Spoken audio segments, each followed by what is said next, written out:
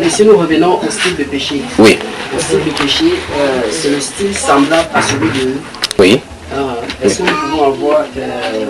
Nous avons le premier style qu'on a montré dans le livre de Moïse. Dans Exode, nous avons vu effectivement ce que les Juifs ont fait. C'est quand même terrible que quelqu'un qui a entendu la voix de Dieu, voit Dieu dans la manifestation, puisse dire que Israël, voici ton Dieu qui est sorti, t'a fait sortir de l'Égypte. C'est terrible, frère. De connaître Dieu et aller adorer les crânes, adorer les arbres, adorer les statuettes. C'est terrible. Et remarquez comment le prophète Moïse a dit cela. Il a dit quoi? Que vous avez commis un grand péché. Parce qu'il connaît ce qui peut heurter Dieu. Souvenez-vous, quand Dieu citait le fait qu'il ne voulait pas commettre ces péchés, il a dit que car je suis un Dieu jaloux. C'est terrible. Je suis un Dieu jaloux. Et dans le Nouveau Testament encore, dans Hébreux chapitre 10, on réitère la même chose. C'est une chose terrible que de tomber entre les mains de Dieu vivant. Donc, étudiez la Bible comme ça, vous allez voir ces choses-là, frère. Oui, oui. J'avais une question dans le message dont le titre était. Il y a eu une question dont on a posé. Et Amen. Et qu'en répondant, vous avez fait allusion de Nebuchadnezzar. Oui. Vous avez dit qu'il sera sauvé. Oui. Ah, c'est bien cette question, oui. Et en cheminement, vous avez aussi fait allusion à Saoul. Oui. Saoul, le roi d'Israël, le premier roi, oui. Qui sera également sauvé. Oui. Et vous avez expliqué que parce que lorsque il est parti consulter cette sorcière dans l'or. Samuel est sorti. Oui. Samuel lui dit que tu seras avec moi ici. Avec tes fils. Oui. Et vous avez dit que là où Samuel est, c'est le paradis. Oui. Et si j'étais un peu confus parce que je connaissais d'après les Écritures la conduite de Saoul, oui, comment il a été rebelle et que Dieu l'a rejeté. Donc ça fait que je voulais... Voilà. Dans un enseignement sur la voie, l'ABC de la femme, quelque chose comme ça, j'ai parlé du gouvernement de Dieu. Le gouvernement de Dieu.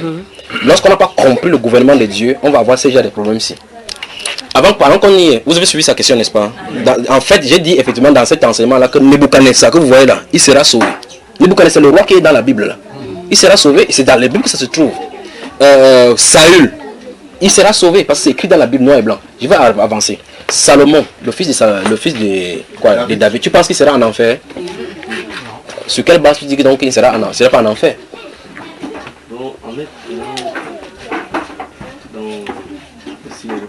Pour l'enseignement, il voulait dire que normalement, parce qu'il ne faut pas que tu donnes les réponses en fonction de l'enseignement. Il faut que tu donnes les réponses en fonction de l'écriture. D'accord? C'est pour ça qu'il pose la question ainsi.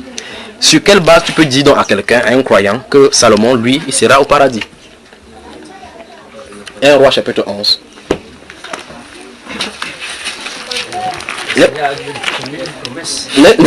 N'est-ce pas merveilleux de se réunir autour de la parole comme ça et partager, frère? Très bien. La meilleure chose. Chapitre 11. 1 Roi, le chapitre 11. Tout le monde y est?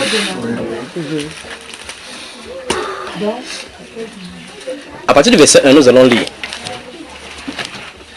1 Roi chapitre 11, à partir du verset 1, je lis au nom du Seigneur Jésus-Christ.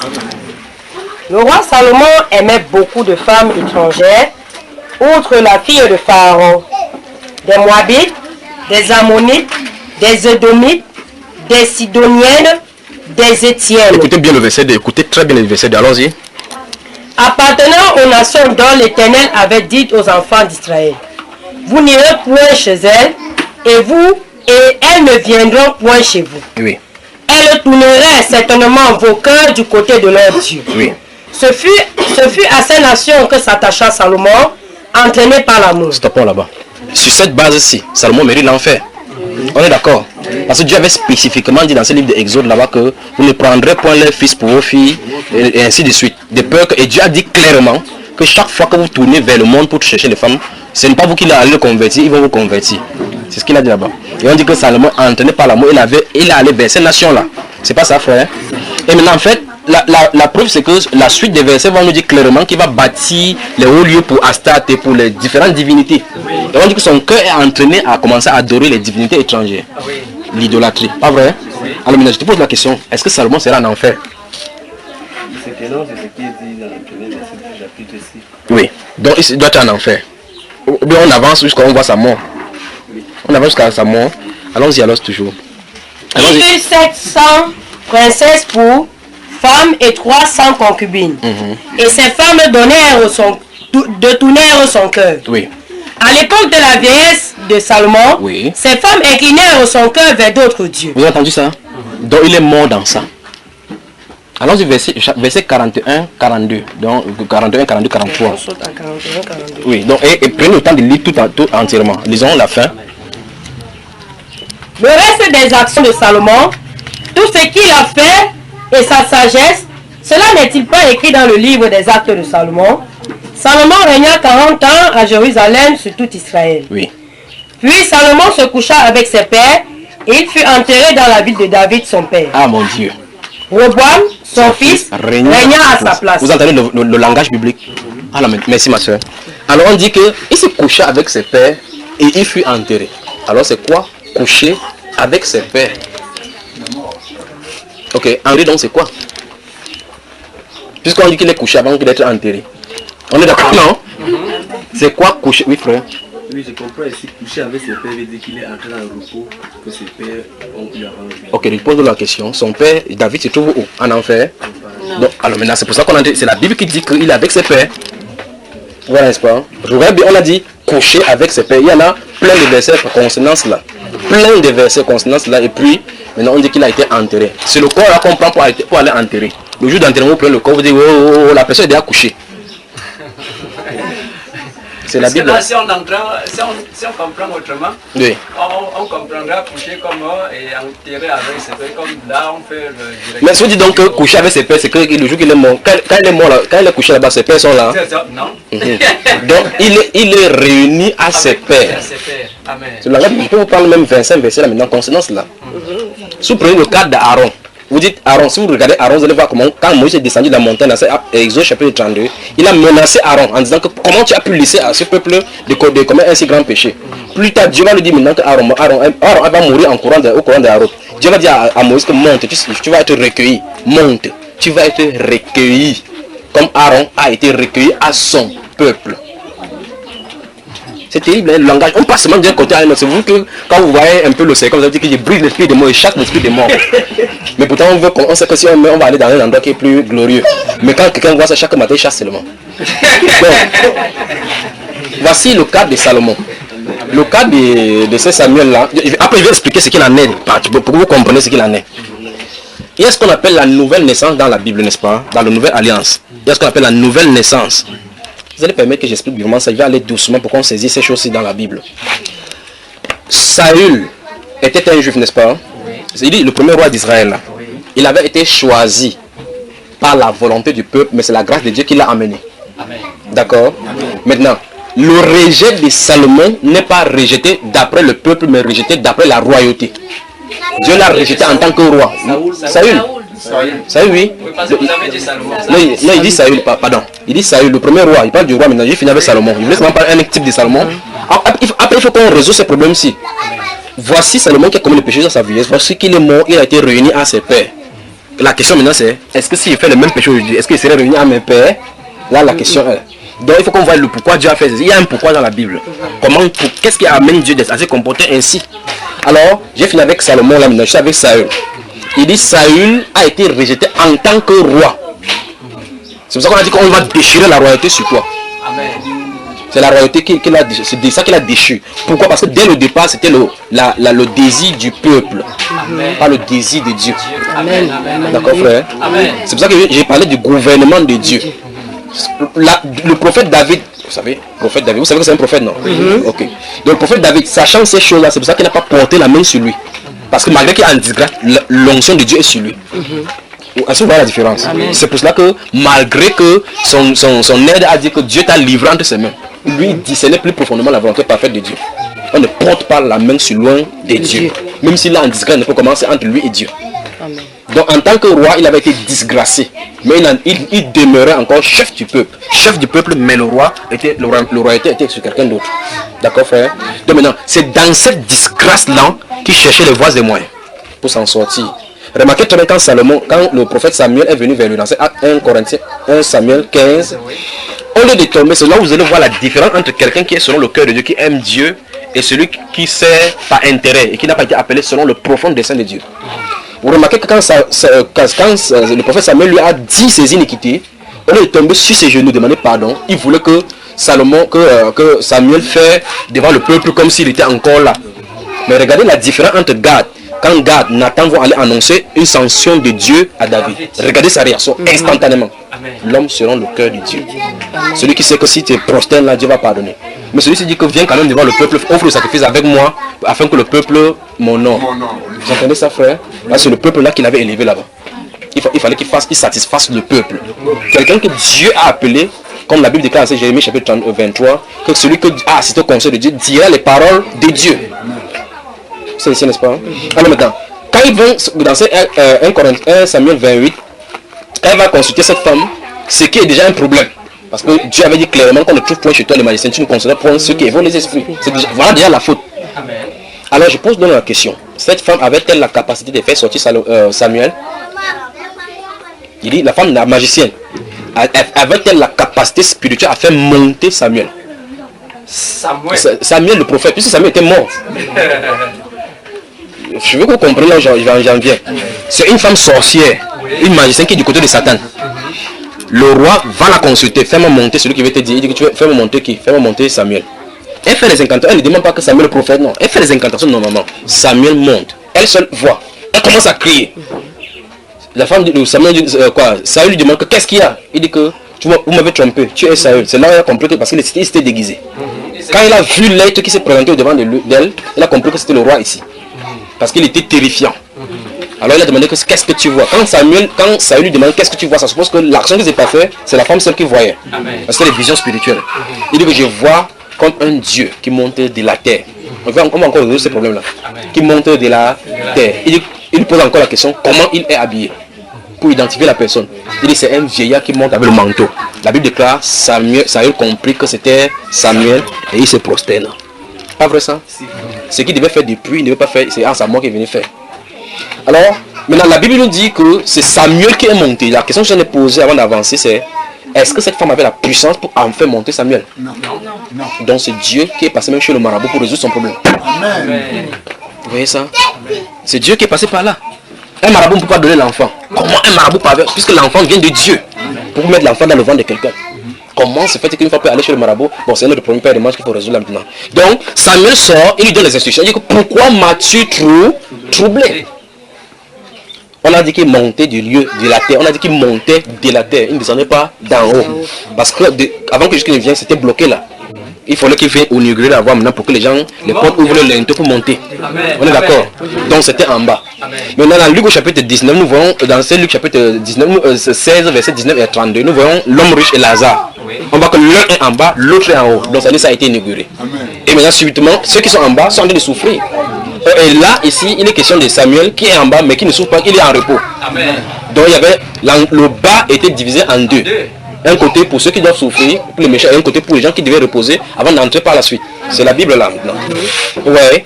Donc c'est dans ce compartiment que se trouvaient donc, j'arrive, suis attentivement. C'est dans ce compartiment que se trouvaient donc les prophètes. N'est-ce pas, frère? Oui. Ok. Maintenant, Samuel sort donc, il dit que pourquoi m'as-tu troublé puisque Dieu est devenu ton ennemi. Il te traite aujourd'hui comme je t'avais dit. Après il dit, et même, il continue la prophétie même dans la mort. Ah, c'est merveilleux les prophètes.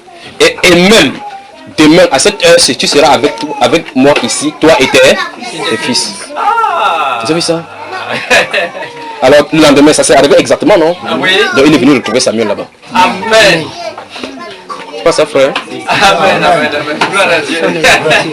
Alors, donc quand on dit quelque chose dans la Bible, je vous ai dit dès le départ, quand il dit des choses dans l'enseignement, j'ai pas le temps parce que si je veux développer, ça va trop durer. Mais dans les détails, quand on soit en famille comme ça, je peux les développer. Il a dit que tu seras avec moi ici. Amen. Et le lendemain, il est mort exactement comme Samuel avait dit. D'autres personnes disent que ce sont les esprits. Le Saint-Esprit dit que Samuel dit à Saül. Demain, on n'a pas dit que cet esprit-là, on a dit que cet homme qui se prend pour Samuel. Le Saint-Esprit a écrit que Samuel dit à Samuel. Donc c'était le prophète qui parlait. Amen. Alors pour le cas de Nebuchadnezzar, j'ai parlé tout à l'heure, il y a la nouvelle naissance dans la Bible, n'est-ce pas? Ok. Dans l'ancienne alliance, qui était le peuple de Dieu? J'espère que c'est compris pour le cas de Samuel, Salomon. Ok. Maintenant, dans l'ancienne alliance, qui est le peuple de Dieu? Oui. Israël, n'est-ce pas? Ok. Maintenant, supposons que quelqu'un de notre nation voudrait appartenir à Israël. Quelle était la procédure? C'est-à-dire que dans l'ancienne alliance, comment, si quelqu'un n'est pas de des dieux, du peuple d'Israël, Oui. s'il veut entrer dans ce peuple-là, considéré comme le peuple de Dieu, comment il y avait possibilité, pas vrai? Il y avait possibilité. Alors, la question c'est comment? Oui. Oui, attends, papa, de prendre. Mais là, si c'était une femme, elle fait comment? Vous savez qu'on ne fait pas l'excision, n'est-ce pas? Elle pose la question. Qu'est-ce fondamentalement, d'après la Bible, qu'est-ce qu'il fallait faire? Oui, mon frère. Tout simplement faire comme Naomi. C'est qui... Non, tu glisses à côté de Naomi. C'est à côté de Naomi que ça se trouve. Allons-y. Ruth. Voilà. Alors, j'aime ça parce que vous lisez la Bible. Il se trouve dans l'entourage de Naomi. Alors, mais dis-nous ce que Ruth a fait, frère. C'est ça, c'est toi qui as trouvé la réponse. Confesser une parole en disant que ton Dieu serait mon Dieu. Nous y voilà. Il quitte le Dieu du peuple parce que toutes les autres nations ont leur Dieu. Et remarquez très bien que Naomi a deux belles filles. Ruth et l'autre. Quand elle a dit, l'autre a dit, vous savez, quand les gens pleurent, même au deuil, déjà ils ne pleurent pas pour le même motif. Non. Quand ils s'assoient, quelqu'un fait, peut-être depuis le matin, il n'a pas mangé. Quand les gens pleurent comme ça, ils pleurent. C'est ce que l'histoire de Ruth et de cette fille-là nous montre. Vous voyez, il y a une femme dans une ville là qui venait dans un deuil. Elle a commencé à pleurer, tout le monde, parce que même les gens qui avaient le deuil l'arrêtaient. Après on se tourne, on est sur ses yeux, on demande que maman c'est... Après il dit qu'il est mort dessus de quoi? On dit que non, c'est pas un homme, c'est une femme. Elle se tourne encore que donc elle a pleuré pendant une heure, ça c'était une personne qui a pleuré. Donc vous voyez dans le livre des Ruth, vous voyez ces deux personnes là, deux personnages, ces belles filles, toutes pleurent. Après il dit que non, allez dans vos peuples, allez vers votre Dieu. Parce que même si vous voulez attendre encore, est-ce qu'il va encore avoir l'enfant, vous allez attendre que l'enfant soit pour grandir encore. Quand il y a l'autre qui faisait maman Naomi, merci beaucoup. Elle est partie. Donc elle ne pleut pas pour le même motif. Elle faisait comme si elle était trop pitié, elle avait trop pitié d'elle. Alors qu'elle disait que je suis encore belle, je vais encore la même marier. Elle est partie vers son peuple, vers son Dieu. Elle a été disgraciée de la loi d'Israël. Mais l'autre a dit que tu ferais me pleurer, même si tu pleures un peu comment. Là où tu seras enterré, il sera enterré. Ton Dieu sera mon Dieu. Est-ce que vous avez déjà vu, vous savez qu'elle est la grand-mère du Seigneur Jésus? Donc, elle était incorporée. Donc elle était du peuple d'Israël. Donc oui, effectivement, comment il fallait incorporer, n'est-ce pas? Alors que je pose la question. Alors dans le livre de Daniel. Prophète Daniel.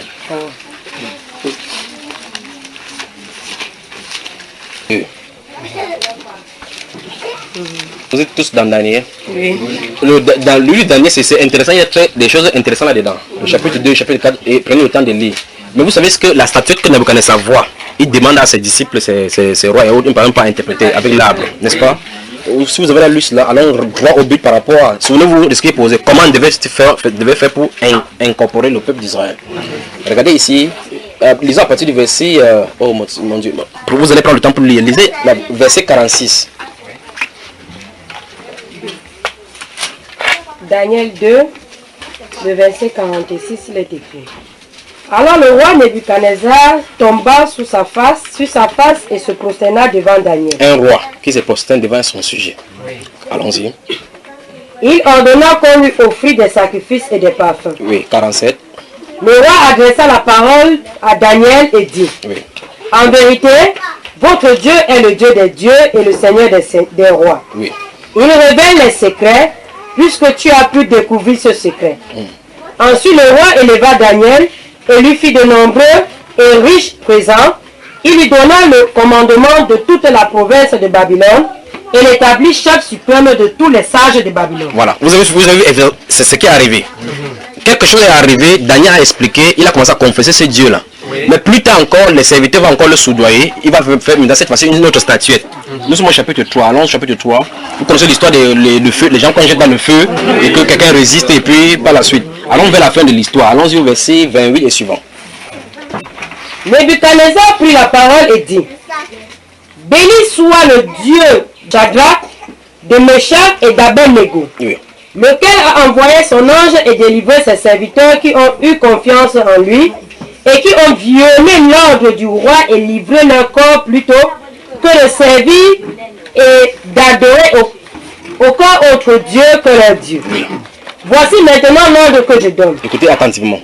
Tout homme, à quelque peuple, nation ou langue qu'il appartienne, qu'il parlera mal du Dieu de Shadrach, de Meshach et d'Abednego, sera mis en pièces et sa maison sera réduite en un tas d'immondices. Oui. Parce qu'il n'y aura Parce qu'il n'y a autre Dieu qui puisse délivrer comme lui. Amen. Amen. Vous avez entendu ça? C'est pour ça que Dieu l'appelle son serviteur. Dans lui de Jérémie. Et Dieu l'utilise, elle l'appelle le marteau pour briser les nations, pour briser le peuple. C'est lui. Voilà Nebuchadnezzar.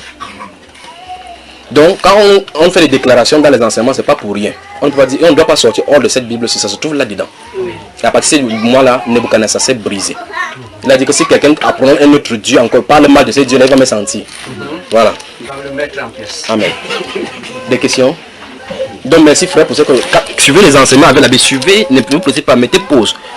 Regardez dans la Bible, vérifiez dans la Bible, scrutez la Bible. D'accord frère?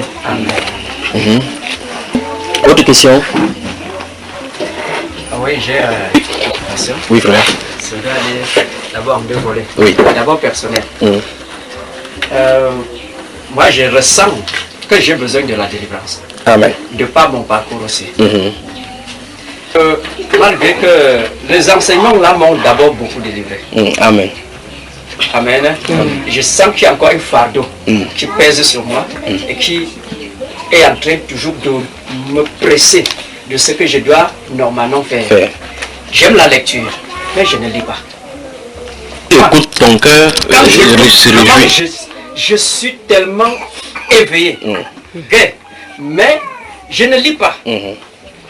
Quand je sors pour aller travailler, en rentrant, je suis épuisé. Oui. Et la prochaine étape, c'est le sommeil. Oui. Et même malgré le fait que je m'efforce pour me lâcher, pour faire quelque chose, lorsque je veux le faire, j'ai de l'oppression. Oui. Quelques rares temps que je peux retrouver pour lire un peu, je suis tellement content. Oh, je suis plus gai et encore délivré quand j'écoute les enseignements. Mais je voudrais lire aussi. Comme il m'est arrivé une fois de le faire. Lorsque je venais juste de connaître ce qu'on appelle la Bible là. En ce temps-là, c'était une folie de ma part. Et après, ça s'est estompé. Voilà. Je sens que là où je suis parti, là où ma maman m'a amené, comme tout Bamileke, m'a conduit, elle m'avait conduit chez un marabout qui a fait des visions, je ne sais pas ce qui s'était passé là. Oui. Après moi-même, il m'a amené. Tu avais montré le chemin, non? Oui, voilà. Lorsque je suis quitté de Douala, lorsque les choses ont dit que ça ne valait pas, on a dit qu'il fallait laver. Oui. Tu as été baptisé chez les marabouts. Je suis allé là-bas et c'est ce qu'on appelle takou. Il y a une danse là chez les Bamé qu'on appelle le koula. Oui, on met les choses, les statuettes là. Oui, oui, ils ont souvent les cornes de bœuf là. Oui. Leur habit est tissé des cheveux. Oui. Oui. On dit qu'ils ont le pouvoir pendant la danse de faire pousser le bananier. Un bananier et grandir et mûrir. Voilà, oui. C'est celui-là qu'on m'a amené. Il m'a mis quelque chose sur la tête avec des trucs là, comme si le fusil là avec. Oui. Puis il a allumé ça. Ça a explosé. Ça a explosé partout. Après, il m'a demandé de fixer le soleil. C'est plus tard qu'en lisant les Écritures, j'ai compris de quoi il était question de fixer le soleil. Alors, après ça, il m'a donné, je crois que c'était les jujubes, hein, vous connaissez là, d'aller jeter dans l'eau qui coulait en bas là. Oui. Je suis allé jeter. C'est plus tard que je comprends aussi par les Écritures ce que ça voulait signifier. Oui. Après lui, après son étape, un autre marabout là-bas vers Bafan à Fortuné là, je suis arrivé. Là. Et c'est le jour là que nous sommes allés à minuit. À minuit? À minuit, oui. Loin dans la forêt. Pour l'autre, la vache. Oui. Là, il m'a cassé les yeux sur la tête. Terrible. Et de là, il fallait qu'on rentre maintenant sans regarder le derrière. Jusqu'à sa maison. Oui. Et c'est en ce temps-là maintenant que là, il a commencé à prendre les coutures de manioc qu'il a chargé. Bon, je ne sais pas ce qu'il avait chargé dessus. Pour me donner, pour que j'arrive à la maison, je mets dans le linteau de la maison pour blinder. Voilà, pour blinder.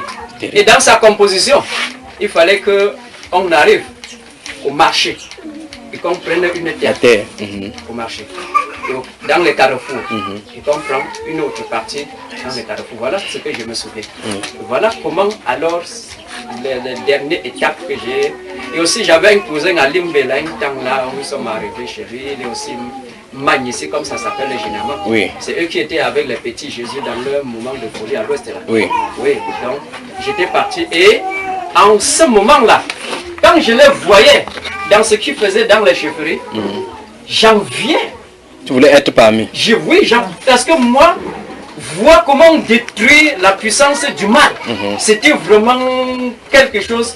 J'avais tellement envié, jusqu'à s'il y avait possibilité en ce temps-là, d'intégrer, et que je devais être là pour raser, parce que à ma pensée là-bas, je dis, voilà des gens qui sont en train de déterrer les choses ténébreuses que les gens ont enterrées pour nuire les autres. C'est encore plus tard. Que tu comprends que c'est Satan qui s'est joué comme ça là. Que Satan qui était en train de faire. Et là maintenant, quand je comprends le processus de délivrance, je sens que ces liens-là, ils sont encore là. Ces liens-là sont encore en train de m'attacher aujourd'hui. Mais comment croire que connaissant quelque chose qui ne va pas, tu dois encore te retrouver là-bas dedans. Voilà. Donc je sens que j'ai un problème. Là, ça c'est le passé. Voilà, ça c'est la partie individuelle. Ah, maintenant, dans une autre question, je vais pendant que les autres en posent des verres. Que le Seigneur te bénisse. Amen. Donc nous voyons effectivement que chacun a besoin de rectifier les tirs. Si ce n'est pas rectifié, de moins de regarder où il est sorti pour pouvoir savoir si oui ou non il a les cordes là-bas. On dit aux gens aujourd'hui que non, si tu dis Seigneur, donne ma vie comme mon Seigneur me donne, comment on dit là? Comment on dit que c'est terminé? Et Satan se rit de tout cela. Son histoire me rappelle, parce qu'il a parlé de ce truc bamléki quand on danse là. Ça me rappelle un ami à l'université avec qui on était à l'université. Il était toujours malade. Il avait son mois, le mois d'août. Il avait un manteau comme pour l'apôtre Paul là. Que quand août arrive, il va chercher ça parce qu'il sait qu'il sera malade. Donc il y avait le manteau à la maison pour la maladie. Vous voyez quand août commence comme ça, le premier août, subitement, vous voyez, il est toujours comme ça. Il dit c'est quoi? Ça m'avait étriqué. Il dit mais je l'observais. Une nuit donc parce qu'on était à l'université, on dormait ensemble. Mais c'est une nuit, j'ai prié. Lui il disait pas ce qu'il en était. J'ai prié, demandé que c'est quoi. Subitement le Saint-Esprit me dit qu'il a participé aux abominations. Il faut qu'il s'en repente. C'est ça la solution, qu'il a participé aux abominations. Je l'ai réveillé comme ça. Vous savez, quand vous êtes avec quelqu'un et que quelqu'un vous connaît, c'est un défaut. Quand vous connaît dans la chair, c'est un défaut. Alors il y a un autre frère qui venait de temps en temps compris. Il est venu, il m'a vu, je l'ai vu d'ailleurs, il dit que Dieu m'a dit que Alain a participé à des abominations. Il dit que justement il a reçu la même chose la nuit, il n'avait pas dormi avec nous. Il dit, moi j'ai dit à Dieu que je ne transmets pas. Que lui-même il lui dit. Il m'était décliné. Parce que d'une façon ou d'une autre, Dieu peut lui transmettre le message. Alors la nuit, donc, on a dormi à 3 dans le lit. On a fini de lire, prier, on a allé se coucher. Subitement dans les rêves, il était avec ce blouson-là. Subitement, il s'est levé dans l'eau, en criant de toutes ses forces, je ne veux pas. Quand il s'est levé, il tapait mon frère derrière, on s'est dit que le moment est arrivé, il lui a révélé. Il s'est levé comme ça avec la sueur sur lui. Il allait se quoi? Il dit qu'il y avait des statuettes qui me poursuivaient comme ça, que je viens dans la chambre là. Il dit mais les statuettes là ressemblaient à quoi? Il a commencé à expliquer ces choses là. Il dit mais ça ne te dit rien, tu as fait quoi? Il dit que justement, son père était le chef de cette danse là. Chaque fois qu'il fait une manifestation, c'est lui qu'on envoyait dans la... Apparemment il y a une chambre qu'on garde cela de façon spéciale. Donc c'est lui qui partait prendre cela. Il venait donner pour qu'on s'en réveille. Et souvent, de temps en temps, quand il entrait là-bas, il portait lui-même cela, dont les statues là l'appelaient. On a prié pour lui instantanément là-bas, quand il a fini de confesser. Instantanément. Il a fait... Il a été guéri. Il a enlevé le blouson. Jusqu'à maintenant, alors je vous parle, je ne sais pas s'il a encore la blouson, ce blouson-là. C'est terminé. Si ce n'est pas le Seigneur qui délivre, ce qu'on délivre là, on délivre en vain. Si c'est le Saint, c'est pour ça que le Seigneur, si c'est le Fils qui vous a franchi, vous serez réellement libre. Il faut cela. Et donc maintenant, lorsque vous commencez à observer, quand vous regardez que votre vie spirituelle ne va pas, vous voyez tourner en rond. Je vais toucher le cas du fait qu'il ne parvient pas à lire la Bible. Parce que l'autre là, ça c'est sommaire. Il y a des petits démons là. Satan a des lois qu'il a demandé à ces gens de faire. La loi d'emmerdement maximum. Je vous en parler. Donc, quand vous savez que vous avez participé, surtout les Bamileke, surtout les gens qui sont nés dans les eaux, les gens de la forêt, vous feriez mais de regarder votre background. Vous feriez mais de regarder votre background. Et dire à Dieu clairement que ta famille a été idolâtre. Amen. Et que vous méritez de mourir. Il mérite de vous détruire tous. Oui. Mais vous invoquez sa miséricorde. Comme Daniel a fait. Quand Daniel a vu qu'il était dans la captivité à cause de la désobéissance, il dit que lui n'est pas mieux comme les pères. Que depuis longtemps, les pères ont désobéi à l'alliance. C'est pas ça, hein? Mais il a imploré la miséricorde de Dieu. Et Dieu a dit, il a envoyé un ange pour aller le faire. Il faut le faire. Parce que souvent on dit maintenant que non, je n'ai rien fait, mes parents ont fait quoi? Il a dit, je suis le Dieu qui punit l'iniquité des pères sur les enfants jusqu'à la 14e génération.